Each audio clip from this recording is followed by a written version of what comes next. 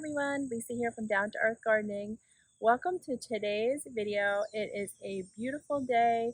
It is late summer. We're on the cusp of early fall, and it's a great time to be out in the garden, and it's a great time to plant some knockout roses. So it's been a couple of weeks since I planted my very own knockout roses, and I've had some rose envy for a little while now. My daughter Hannah has some beautiful knockout roses in her garden, and that's where I did the pruning your knockout rose video.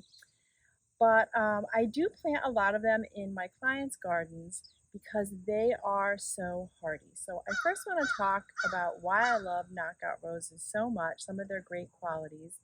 And then I want to talk about why I decided to plant my knockout roses right now and what a fabulous time of the year it is to plant your knockout roses. Okay, so if you have seen my pruning knockout roses video, you'll see the biggest reason why I haven't had roses in my own gardens for years. And it's a little story that happened a few years ago where I was pruning some roses for a client and I didn't have my rose gloves and I had a thorn embedded in my knuckle, and it turned out into this whole big thing where I actually needed x-rays and a little office procedure to remove it. It's very bad. They carry a lot of bacteria and stuff that's harmful to us. So it's very bad if you do get that in your bloodstream. So I highly recommend when you're working with your roses to use your rose gloves. And I have a great pair that I like that's pretty inexpensive, and I will throw the link up in our description for you at home. So that's kind of, the biggest reason that I've steered clear of roses for a while in my own garden, but I just love them. So another big reason why I really don't have many roses in my own garden is really because they can be pretty high maintenance and pretty finicky, and when it comes to my own gardens, I really just don't have a lot of time, so I need really hardy plants. But what I will say is that the knockout rose is pretty hardy. So it has some great things going for it that I do want to talk a little bit about before I get into the planting. So knockout roses are pretty disease resistant. They are right up there with the top roses for disease resistance. So normally they are susceptible to fungus, black spot, cankers, rust, a wide array of things. And the knockout roses are pretty hardy when it comes to all of those things. Number two is you really don't need to deadhead them. So they are called self-cleaning roses. You can go ahead and deadhead them, of course. It tidies them up a little bit, makes them look a little prettier, but it's not necessary. What happens with the self-cleaning roses is they lose their petals and they keep their reproductive parts. So that's pretty cool. That's an interesting little fun fact about them. And then also, they have a very long bloom time. They are a reflowering rose. So you will get such a long season of interest and flowers from these roses. They start late spring, early summer, and they will be throwing out some flowers right to mid-fall. So you can see here this beautiful flower. So they are great for zones 5 to 9. I was looking at this tag here and it says 5 to 11, but you all know I'm a little conservative when it comes to my hardiness planting zones. I'd rather be safe than sorry.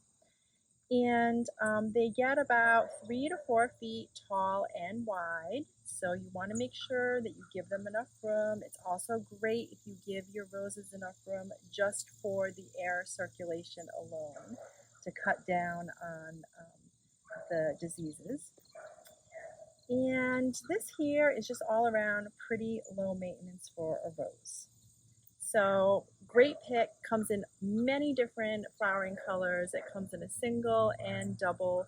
So you'll find it in pink, coral, white, yellow, red, so an array of colors. So what I've selected for my garden here is I have 4 that I'm planting in my new Stonewall terraced gardens. So excited to get those going. So I have 2 single pinks and then I have 2 double pinks. weeks. So I have 3 on this side of the stairs, and then I have 1 on the other side of the stairs. I've left plenty of room in between them for some other pretty perennials that are going to make great companion plants and really visually pretty.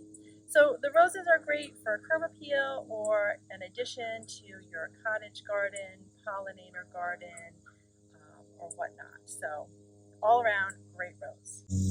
Okay, let's get down to the nitty gritty. What this video is really about. It's about planting knockout roses in late summer, early fall, and what a great time it is to plant these beauties. So I do have some clips of Josh and I planting these a couple weeks ago, so I can walk you through that. But why is it such a great time to plant these beauties? And one is, it's just a lot easier to work in this weather. So it's more about us than the plants, but it's just, I feel like I can give it a little more attention and a little more time because the weather is just so much more enjoyable.